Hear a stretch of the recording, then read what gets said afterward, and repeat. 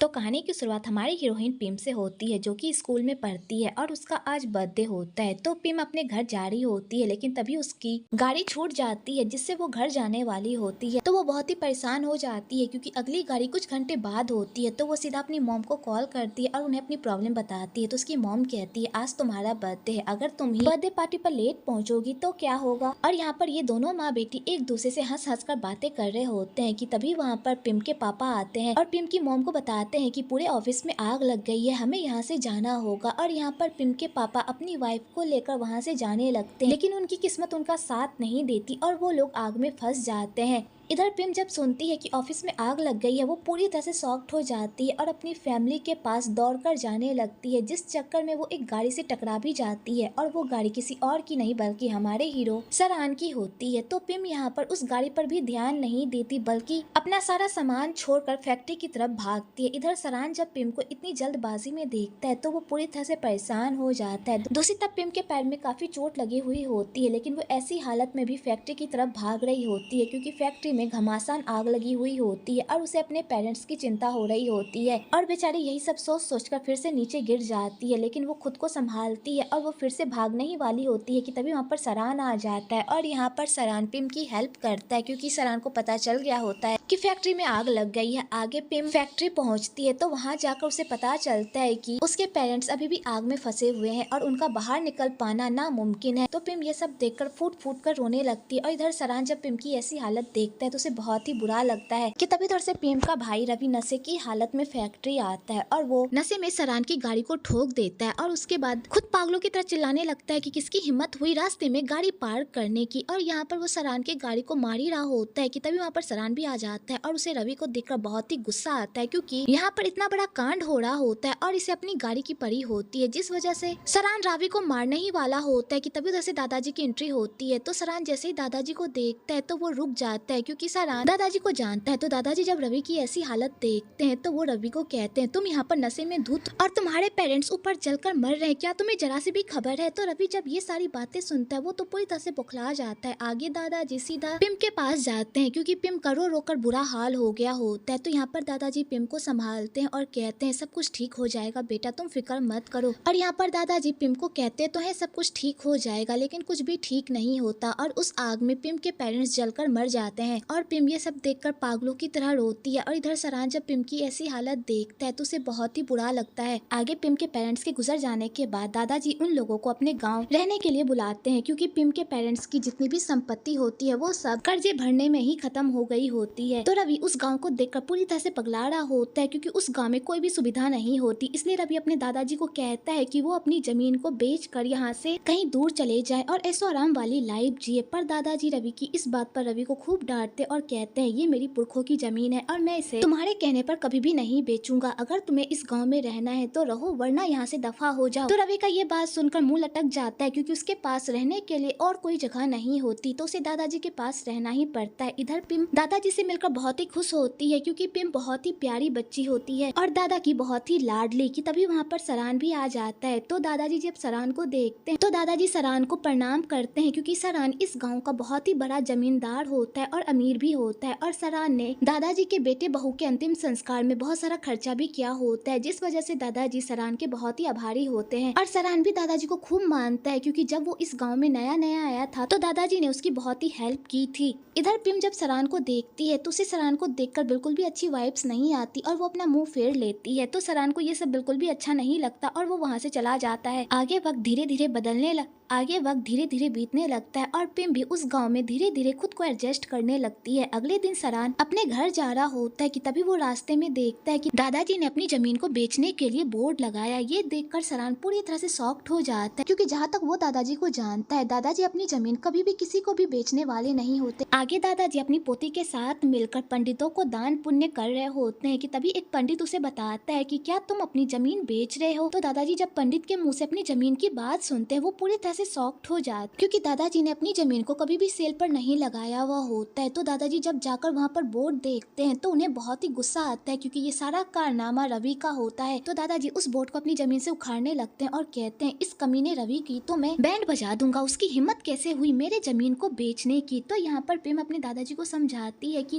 भाई ने शायद ये नशे की हालत में ये बोर्ड यहाँ पर लगा दी होगी, आपको भी पता है ना जब वो नशे में रहे तो उन्हें खुद नहीं पता होता कि वो क्या कर रहे हैं। तो दादाजी कहते तुम शराब के आड़ में अपने भाई के काले कारनामे को नहीं छुपा सकती, तुम्हारा भाई एक नंबर का गधा है, उसे अपनी लाइफ में जुआ खेलना और आवारागिरी करने के अलावा आता ही क्या है। तो पिम यहाँ पर अपने भाई को डिफेंड करने लगती है क्योंकि पिम को लगता है कि उसका भाई बहुत ही अच्छा है, लेकिन दादाजी उसे बताते हैं कि तुम्हारा भाई उतना भी अच्छा नहीं है जितना तुम उसके बारे में सोचती हो। अगर उसके अंदर तुम्हारे और तुम्हारे पेरेंट्स का 1% भी गुण आ जाता ना तो मैं समझ जाता कि वो लायक बच्चा है, लेकिन वो एक नंबर का नालायक है। उसने कुछ दिन पहले मेरे पैसे भी चोरी कर लिए थे और अब वो मेरी जमीन बेचने के फिराक में है। जब पिम ये सारी बातें सुनती है वो पूरी तरह से शॉक्ड हो जाती। इधर सरान भी उन लोगों की सारी बातें सुन लेता है और सरान को पता चल जाता है कि दादाजी के पोते का ये सारा कारनामा है, दादाजी अपनी जमीन नहीं बेच रहे। आगे दादाजी रवि को लेकर बहुत ही गुस्सा करते हैं। तो यहाँ पर पिम दादाजी को शांत करती है और कहती है दादाजी आपके लिए इतना गुस्सा ठीक नहीं है, आपकी तबीयत खराब है, अगर आप इस तरह गुस्सा करते रहेंगे तो आपकी तबीयत और खराब हो जाएगी। तो दादाजी कहते हैं तुम कितनी प्यारी और समझदार बच्ची हो, तुम्हारा भाई इस तरह का क्यों नहीं है, अगर तुम्हारा भाई भी थोड़ा समझदार होता तो आज हमारी लाइफ कहाँ से कहाँ पहुँच गई होती। आगे पिम अपने भेड़ों को चराने के लिए खेत लेकर जाती है तो उसके खेत में जरा सी भी घास नहीं होती। तो उसे अपने भेड़ों के लिए बहुत ही बुरा लग रहा होता है क्योंकि उसके भेड़ पेट भर के खाना नहीं खा पा रहे होते कि तभी पिम के दिमाग में एक आइडिया आता है और वो अपने सारे भेड़ों को सरान के खेत में भेज देती है क्योंकि सरान के खेत में बहुत ही हरी भरी घास होती है, इसलिए वो अपने भेड़ों को दावत करवाने के लिए सरान के खेत में चोरी छुपे भेज देती है। और ये सारा कारनामा करके वो बहुत ही खुश हो रही होती है और उसके बाद वो आराम से बैठकर अपना लंच कर ही रही होती है कि तभी उधर से सरान आ जाता है और वो जब अपने खेत में पिम के भेड़ों को देखता है तो वो पिम पर बहुत ही गुस्सा करता है। तो यहाँ पर पिम कहती है तुम्हारे खेत में इतनी घास है और वैसे भी तुम इस घास का क्या अचार डालोगे, अगर मेरे भेड़ तुम्हारे थोड़े मोड़े घास खा ही लेंगे तो इसमें क्या हो जाएगा, इससे तुम्हारा घास तो कम नहीं होगा ना बल्कि और बढ़ेगा। तो सरान कहता है ये मेरा खेत है, तुम्हारा कोई हक नहीं बनता मेरे खेत में अपने भेड़ों को चरवाने का, और मैं अपने खेत के घास के साथ क्या करता हूँ और क्या नहीं वो मेरा प्रॉब्लम है, अगर इतना ही शौक है भेड़ों को चरवाने का तो अपने खेत में घास क्यों नहीं उगवा लेती। और इसी बात को लेकर दोनों में तू मैं हो जाती है। तो पिम को सरान पर बहुत ही गुस्सा आता है क्योंकि वो इतनी सी घास के लिए उसे ढेर सारी बातें सुना रहा होता है। तो पिम भी उसकी सारी बकवास सुनकर भेड़ों को वहाँ से हटा देती है और अपना खाना खाने के लिए जाती है, लेकिन तभी उसे पता चलता है कि उसका सारा खाना नीचे गिर गया है, जिसे देखकर वो बहुत ही सैड हो जाती है। और इधर सरान भी उसे ये सारी हरकत करते हुए देख लेता है तो उसे पिम के लिए बहुत ही बुरा लगता है। आगे दादाजी सरान से मिलने के लिए आते हैं क्योंकि दादाजी की जमीन सरान के पास मॉर्गेज होती है। तो दादाजी यहाँ पर सरान को कहते हैं कि अभी मेरे पास पैसे नहीं है, लेकिन जैसे ही मेरे पास पैसे आएंगे मैं तुम्हारे सारे पैसे दे दूंगा। तो सरान यहाँ पर दादाजी से पैसे लेने से मना कर देता है क्योंकि दादाजी ने उसकी बहुत ही हेल्प की होती है। और यहाँ पर सरान दादाजी को कहता है आपको मुझे कोई भी पैसे देने की जरूरत नहीं है, वो जमीन आपकी है और वो जमीन हमेशा आपकी ही रहेगी। तो दादाजी सरान के मुँह से ऐसी बातें सुनकर बहुत ही इमोशनल हो जाते हैं क्योंकि सरान दादाजी को अपने दादाजी की तरह ट्रीट करता है। आगे रवि अपनी अय्यासियां करके घर वापस आता है तो यहाँ पर दादाजी रवि को खूब डांटते हैं कि तुम्हारी हिम्मत कैसे हुई मेरी जमीन को सेल पर रखने की। तो रवि कहता है तो क्या हुआ, अगर हम वो जमीन बेच देंगे तो हम अपनी लाइफ को ऐसो आराम में जिएंगे ना कि इस गरीबी में। तो दादाजी कहते हैं अगर तुम्हें ये इतनी गरीबी लगती है तो मेरे घर से दफा क्यों नहीं हो जाते और अपने पैरों पर क्यों नहीं खड़े हो जाते। और इसी बात को लेकर दादा पोते में लड़ाई हो जाती है। तो यहाँ पर पिम दादाजी को शांत करती है। आगे दादाजी पिम को साग सरान के घर ले जाने को कहते हैं पर पिम जाने से मना कर देती है और कहती है दादाजी आप हमेशा उसे साग सब्जियां क्यों भेजते रहते हैं। तो दादाजी यहाँ पर पिम को बताते हैं कि सरान बहुत ही अच्छा लड़का है और उसने हमारी बहुत हेल्प भी की है, तो हम उनके लिए इतना कर रहे हैं तो क्या हो गया। और यहाँ पर दादाजी पिम को समझा बुझाकर सरान के घर साग देने के लिए भेज देते हैं। दूसरी तरफ सारा जो कि सरान की बहन होती है और एक नंबर की अय्यास लड़की होती है जिसे अपने भाई के पैसों पर कूदना आता है और सिर्फ उनका पैसा बर्बाद करना आता है। और सरान भी अपनी बहन की सारी ख्वाहिशों को पूरा करता है क्योंकि वो अपनी बहन को लेकर बहुत ज्यादा ही प्रोटेक्टिव होता है। आगे पिम सरान के घर आती है और वहाँ जाकर सरान को साग सब्जियां देती है और उसके बाद वो वहाँ से जाने लगती है। तो सरान कहता है तुम्हारी भेड़ मेरी खेत में आकर चढ़ रही थी और इस बात का अभी तक सोल्यूशन नहीं निकला है, क्योंकि अगर तुम्हें फिर से मौका मिलेगा तो तुम फिर से मेरे खेत में अपने भेड़ भेज दोगी, इसलिए अभी हमें इस बारे में बात करनी होगी। और यहाँ पर सरान पिम को जबरदस्ती अपने साथ तबेले में लेकर जाता है और वहाँ जाकर उसे घास की बीज देता है और कहता है ये लो घास की बीज और जाकर अपने खेत में रो पाओ, इससे तुम्हारे खेत में भी घास होगी और तुम अपने भेड़ को आराम से जड़ा पाओगी। और यहाँ पर सरान पिम को घास बुनने की सारी विधि बताता है। तो यहाँ पर पिम उसे बताती कि मेरे पास इतनी लंबी पाइप नहीं है जो मेरे खेत तक पानी पहुंचा सके, इसलिए मैं ये नहीं कर पाऊंगी। तो सरान कहता है कि अब ये प्रॉब्लम भी क्या मैं ही सुलझाऊं, तुम्हें इस प्रॉब्लम का सोल्यूशन खुद निकालना होगा। तो यहाँ पर पिम फिर से सरान को मस्का लगाने लगती और कहती अगर तुम्हारे खेत में मेरे भेड़ जाकर थोड़ी सी घास चुन ही लेंगे तो क्या हो जाएगा, इतने कंजूस क्यों बन रहे हो, हमें थोड़ी सी घास दे ही दोगे तो तुम्हारा क्या जाएगा। तो सरान कहता है मक्खन लगाना बंद करो और जैसा मैंने कहा है वैसा करो, अगर आइंदा से तुम्हारी भेड़ मेरे खेत में आई तो याद रखना मैं तुम्हें छोड़ूंगा नहीं। दूसरी तरफ सारा वीर की गाड़ी को ठोक देती है। तो वीर यहाँ पर सारा से बदतमीजी से बात करने लगता है क्योंकि वीर को नहीं पता होता कि सारा सरान की बहन है। तो सारा यहाँ पर वीर के सामने अपना ही रौब दिखाने लगती है। तो वीर भी कहता है तुम सरान की बहन हो या फलना की बहन, तुमने मेरा नुकसान किया है तो तुम्हें इसकी भरपाई करनी होगी। तो सारा यहाँ पर उसके सामान की भरपाई करती है, उल्टा उसका सारा सब्जी भी खरीद लेती है। तो रवि जब देखता है कि सारा इतनी अमीर है और उसके पास इतने सारे पैसे हैं तो वो सारा को पटाने के लिए उसके पीछे लग जाता है क्योंकि वो एक नंबर का कमीना होता है और वो जहाँ पैसे देखता है वहीं पर मुंह मारने के लिए चला जाता है। इधर रवि भी सारा के कहने पर अपनी सारी सब्जी सरान के फार्म में जाकर पहुंचा देता है। तो सरान जब ये सब सुनता है वो पूरी तरह से शॉक्ड हो जाता है, पर वो कुछ भी नहीं कर पाता क्योंकि उसकी बहन ने ऑलरेडी सारी सब्जियों के पैसे दे दिए होते हैं। आगे जब आंटी को इस बारे में पता चलता है तो वो सरान के पास जाती है और कहती है हमारे फार्म में इतनी सारी सब्जियां, पर वो हमारे फार्म की सब्जियों को छोड़कर हमारे दुश्मन के फार्म की सब्जियां खरीदने के लिए चली गई। आखिरकार उसके दिमाग में चल क्या रहा है, ये सब सिर्फ तुम्हारे लाड़ प्यार का नतीजा है सरान, तुमने अपनी बहन को इतना सर चढ़ा दिया है कि वो किसी की भी बात नहीं सुनती। तो सरान कहता है आंटी मेरे पास अब एक ही बहन बची हुई है जिसकी मैं सारी खुशियों को पूरा करना चाहता हूँ। मैं चाहता हूँ कि वो अपनी लाइफ में वो सब करे जो वो करना चाहती है। आपको भी पता है कि मैं अपनी बड़ी बहन को खो चुका हूँ और अब मैं सारा को नहीं खोना चाहता, इसलिए मैं उसकी सारी मन मर्जियों को मानता रहता हूँ। तो आंटी कहती है हाँ मैं जानती हूँ कि तुम अपनी बहन से बहुत प्यार करते हो, लेकिन अपनी बहन को इतनी भी छूट देना सही बात नहीं है। दूसरी तरफ सारा रवि के साथ पब में खूब ड्रिंक करती है कि तभी वहाँ पर वीर भी आ जाता है और वो भी सारा के साथ ड्रिंक करता है और यहाँ पर इन तीनों की दोस्ती हो जाती है। आगे वो लोग बहुत सारा ड्रिंक करके घर वापस आते हैं। तो वीर यहाँ पर रवि को उसके घर के पास छोड़ देता है और सारा को लेकर वहाँ से चला जाता है। तो रवि इतने नशे में होता है कि वो रोड पर ही जाकर घुलट जाता है और वहीं पर सो जाता है। दूसरी तरफ पिम दादाजी के साथ टाइम स्पेंड कर रही होती है। तो दादाजी को पिम की बहुत ही फिक्र हो रही होती है कि अगर उन्हें कुछ हो गया तो उनके जाने के बाद उनकी पोती का कौन ख्याल रखेगा, क्योंकि उन्हें अपने पोते पर तो जरा सा भी भरोसा नहीं है कि वो पिम का ख्याल रखेंगे। तो यहाँ पर पिम कहती है दादाजी आपको कुछ भी नहीं होगा, आप हमेशा मेरे साथ रहेंगे और हमेशा मुझे इसी तरह प्यार करते रहेंगे। तो दादाजी पिम की ये सारी बातें सुनकर स्माइल करने लगते हैं। अगले दिन पिम जब बाहर आती है और अपने भाई को रोड पर इस तरह पड़े हुए देखती है तो वो उसे उठाने की कोशिश करती है, लेकिन तभी उधर से सरान आ जाता है और वो रवि को मारने लगता है क्योंकि रवि उसकी बहन के साथ हैंग आउट कर रहा होता है जो सरान को बिल्कुल भी पसंद नहीं आता और इसी बात को लेकर इन दोनों में लड़ाई हो जाती है। तो यहाँ पर पिम सरान को कहती है अगर तुमने मेरे भाई को जरा सा भी छुआ या उसे मारने की कोशिश की तो मैं तुम्हें नहीं छोड़ूंगी। तो सरान कहता है अगर तुम्हें अपने भाई से इतना ही प्यार है तो अपने भाई को कहो कि मेरी बहन से दूर रहे, क्योंकि अगर ये मुझे अपनी बहन के आसपास भी दिखाई दिया तो मैं इसकी टांगे तोड़ दूंगा। और सरान ये कहकर वहाँ से चला जाता है। तो पिम को सरान पर बहुत ही गुस्सा आता है। आगे पिम सरान की इस हरकत के बारे में दादाजी को बताती है। तो दादाजी कहते हैं यहाँ पर सरान की कोई गलती नहीं है बल्कि इस नालायक की गलती है। आखिरकार इस नालायक को किसने कहा था सारा के साथ घूमने के लिए। और यहाँ पर दादाजी उल्टा रवि को ही डांटने लगते हैं क्योंकि दादाजी को पता होता है कि इन समय सिर्फ रवि की ही गलती है, जिस चक्कर में दादाजी की भी तबीयत भी खराब हो जाती है। तो पिम यहाँ पर दादाजी को शांत करती है और कहती है दादाजी आप ज्यादा गुस्सा मत कीजिए वरना आपकी तबीयत और खराब हो जाएगी। आगे पिम भेड़ चरा रही होती है कि तभी वो वी और तो से मिलती है जो कि सरान के घर में ही काम करते हैं। तो वो दोनों आपस में बात कर रहे होते हैं कि अगर सरान ने रवि को फिर से सारा के साथ देखा तो सरान रवि को जान से मार डालेगा। जब पिम ये सारी बातें सुनती है तो उसे सरान पर बहुत ही गुस्सा आता है और वो सरान से मिलने के लिए सीधा उसके घर पहुंच जाती है और वहां जाकर सरान को कहती है अगर तुमने मेरे भाई को कुछ भी किया तो याद रखना मैं भी तुम्हें नहीं छोड़ूंगी। अगर तुम्हें मेरे भाई से कोई प्रॉब्लम है तो हम बैठकर बात करते हैं ना और इस मैटर को सुलझाने की कोशिश करते हैं ना, लेकिन तुम तो मेरे भाई को जान से मारने की ही प्लानिंग कर रहे हो। अगर मेरे भाई को कुछ भी हुआ तो याद रखना मैं तुम्हें नहीं छोड़ूंगी। तो सरान कहता है तुम यहाँ पर अपनी भाई की साइड लेने के लिए आई हो, तुम्हें भी पता है कि तुम्हारा भाई किस टाइप का इंसान है। अगर उसने मेरी बहन के साथ ताल्लुकात खत्म नहीं किए तो मैं उसे नहीं छोड़ूंगा। तो पिम कहती तुम्हें क्या लगता है कि तुम अमीर हो तो तुम कुछ भी कर सकते हो, अगर तुमने अपनी मनमानी बंद नहीं की तो मैं पुलिस के पास जाऊंगी और तुम्हारी रिपोर्ट लिखवाऊंगी। तो सरान कहते तुम्हें जो करना है वो करो, देखता हूँ पुलिस भी तुम्हारी बात कैसे सुनती है। तो बेचारी पिम को उल्टे पैर ही वापस आना पड़ता। आगे दादाजी की अचानक मौत हो जाती है। तो पिम जब दादाजी को ऐसी हालत में देखती है तो वो पागलों की तरह रोने लगती है। आगे दादाजी का अंतिम संस्कार मनाया जाता है। तो पिम दादाजी को याद करके फूट फूट कर रोती है। इधर सरान को पिम की ऐसी हालत बिल्कुल भी देखी नहीं जाती। आगे पिम दादाजी के मरने का शोक मना रही होती है, पर उसका भाई तो दादाजी की पूरी प्रॉपर्टी को हथियाने में लगा हुआ होता है और वो जाकर दादाजी की सारी वसीयत को पढ़ लेता है। तो उसे पता चलता है कि दादाजी ने अपनी जमीन उसके नाम नहीं बल्कि उसकी बहन के नाम की है। ये बात जानकर उसे बहुत ही गुस्सा आता है। आगे अपना गुस्सा निकालने के लिए वो फिर से पब जाता है और वहाँ जाकर सारा के साथ खूब ड्रिंक करता है। अगली सुबह सरान जब रवि को अपनी बहन के साथ देखता है, उसे देखकर उसे फिर से मिर्गी का दौरा पड़ जाता है और यहाँ पर सरान रवि को खूब मारता है और कहता है, मैंने तुम्हें कहा था ना कि मेरी बहन से दूर रहो, क्या ये बात तुम्हारे भेजे में नहीं घुसती क्या? तो रवि कहता है, भाई तुम इतना गुस्सा क्यों कर रहे हो? हम दोनों तो पब गए थे और वहाँ पर जाकर हम लोग मस्ती कर रहे थे। अगर तुम अपनी लाइफ में मस्ती नहीं करते तो इसका मतलब ये नहीं कि और लोग मस्ती नहीं कर सकते। तुम्हारी बहन मेरे साथ मस्ती करना चाहती थी, इसलिए हम लोग पब गए थे। ये बात सुनकर सरान को बहुत ही गुस्सा आ जाता है और वो रवि को खूब मारने लगता है और उसके बाद मार पीट कर उसे उसके घर लेकर जाता है। तो पिम जब अपने भाई की ऐसी हालत देखती है वो बहुत ही शॉक्ड हो जाती है और वो यहाँ पर सरान से लड़ाई करने लगती है कि आखिरकार उसकी हिम्मत कैसे हुई उसके भाई को मारने की। तो यहाँ पर सरान भी कहता है, अगर तुम चाहती हो कि तुम्हारा भाई मुझसे बचा रहे तो यहाँ की सारी प्रॉपर्टी मुझे बेचकर यहाँ से दफा हो जाओ, क्योंकि अगर तुम्हारा भाई मेरे हत्थे चढ़ गया तो याद रखना मैं इसे छोड़ूंगा नहीं। इसलिए तुम लोगों की भलाई इसी में है कि तुम लोग अपनी सारी जमीन मुझे बेच दो। तो रवि कहता है, मैं तुम्हें कभी भी अपनी जमीन नहीं बेचूंगा, चाहे कुछ भी हो जाए। तो सरान भी उन लोगों को धमकी दे देता है और कहता है, अगर तुम लोग अपनी खैर चाहते हो तो मुझसे बचकर रहना। और सरान ये कहकर वहाँ से चला जाता है। आगे रवि इस ड्रामा के विलन थाना से मिलने के लिए जाता है और थाना को अपने दादा की सारी जमीन बेच देता है और कहता, मैंने अपना वादा पूरा किया, मैंने आपके दुश्मन को ये जमीन नहीं बेची बल्कि आपको बेची। तो यहाँ पर थाना कहता है, तुमने अपना वादा पूरा किया लेकिन ये मत भूल तुम्हारा कर्जा अभी भी बाकी है, तुम्हें अपने कर्जे के बदले अपनी बहन को मुझे सौंपना होगा। तो यहाँ पर रवि कहता है, मैं अपने वादे से नहीं मुकरा, मैं बहुत जल्द उसे आपके पास लेकर आऊंगा। और यहाँ पर रवि अपनी ही बहन का सौदा थाना के साथ कर देता है, क्योंकि थाना की गंदी नजर पिम पर होती है। इधर तो पिम को अपने घर पर डिनर के लिए बुलाता है, क्योंकि तो को पता होता है कि पिम की कंडीशन अच्छी नहीं है और वो ना ही अच्छा खाना खा रही है, इसलिए वो उसे अपने घर बुलाता है ताकि वो अच्छा सा खाना खा सके। तो पिम तो के घर आने से मना कर देती है, क्योंकि वो सरान का सामना नहीं करना चाहती। तो उसे बताता है कि ये हमारा फैमिली डिनर है, तो यहाँ पर सरान क्यों आएगा। तो पिम जैसे ये सुनती है कि उस डिनर में सरान नहीं आएगा तो वो आने के लिए हाँ कर देती। आगे औरन की एंट्री होती है, जो कि सरान से प्यार करती है और उसे अपना बनाने के लिए कुछ भी करने को तैयार होती है, इसलिए वो उसकी फैमिली में अपनी जगह बनाने की कोशिश करती है। पर सरान को औरन में जरा सा भी इंटरेस्ट नहीं होता, बल्कि वो तो उसे अपनी दोस्त समझता है। इसके अलावा उसके अंदर औरन के लिए कोई फीलिंग्स नहीं होती और ये बात औरन को पता होती है, लेकिन फिर भी वो सरान का पीछा नहीं छोड़ती और उसे पटाने के पीछे पागल रहती है। इधर भी अपने भाई से पूछती है कि तुमने पिम को डिनर पे इनवाइट क्यों किया। तो उसे बताता है कि पिम की कंडीशन बहुत ही खराब है, वो बहुत ही घटिया खाना खा रही थी, इसलिए मैंने उसे इन्वाइट किया था ताकि वो यहाँ पर आकर अच्छा खाना खा सके। इधर सरान भी ये सारी बातें सुन लेता है तो उसे पिम के लिए बहुत ही बुरा लगता है। आगे पिम डिनर करने के लिए उनके घर आती है, तो वहाँ आकर उसे पता चलता है कि सरान भी उन लोगों को डिनर पर ज्वाइन करने वाला है। ये बात जानकर पिम के तो होश ही उड़ जाते हैं और वो सरान का नाम सुनते ही वहाँ से भागने लगती, क्योंकि वो सरान के साथ बिल्कुल भी डिनर करना नहीं चाहती। कि तभी वहाँ पर सरान आ जाता है, जिस वजह से पिम वहाँ से नहीं जा पाती और उसे सरान के साथ बैठकर वहाँ पर डिनर करना पड़ता है। आगे सारे लोग वहाँ पर डिनर करते हैं, पर पिम के गले से एक निवाला भी नहीं उतरता, क्योंकि वो जब भी सरान की सड़ी हुई शक्ल देखती तो उसकी भूख मर जाती है। आगे सारी फैमिली अपना डिनर करके वहाँ से चली जाती है और वो लोग पिम के बारे में ही सोच सोच कर बातें कर रहे होते हैं, क्योंकि पिम ने एक निवाला भी नहीं खाया हुआ होता है। तो सरान भी पिम का पीछा नहीं छोड़ता जब तक वो उसे खाना ना खिला दे, इसलिए सरान पिम को खाना खाने को कहता है, पर पिम खाना खाने से मना कर देती है। तो सरान भी पीछे नहीं हटता और वो कहता है, अगर तुम यहाँ पर खाना नहीं खाओगी तो मैं अपने हाथों से तुम्हें जबरदस्ती खाना खिलाऊंगा, इसलिए अब फैसला तुम्हारा है कि क्या तुम मेरे हाथों से खाओगी या अपने हाथों से। तो बेचारी पिम को भी सरान के जिद के सामने झुकना ही पड़ता है और वो खाना खाने लगती है। तो पिम जैसे ही खाना खाती है तो उसे खाना बहुत ही टेस्टी लगने लगता है और वो खाना खाने के बाद फिर से बड़बड़ाने लगती है, क्योंकि पिम एक नंबर की फूडी होती है और वो जब भी कोई भी खाना खाती है तो वो हमेशा उस खाने की तारीफ जोर जोर से करती है। और सरान ये सारी बातें सुनता है तो उसे बहुत ही अच्छा लगता है, क्योंकि पिम ये सारी हरकतें करते हुए बहुत ही क्यूट लग रही होती है। आगे सरान खाना खाने के बाद पिम को घर छोड़ता है और वहाँ जाकर जब उसे पता चलता है कि उसने जो बीज पिम को दिया था, पिम ने उस बीज को उगाया ही नहीं, तो ये बात जानकर उसे बहुत ही गुस्सा आता है और वो पिम को कहता है, मैंने तुम्हें ये बीज दिया था तो तुमने इसे रोपा क्यों नहीं।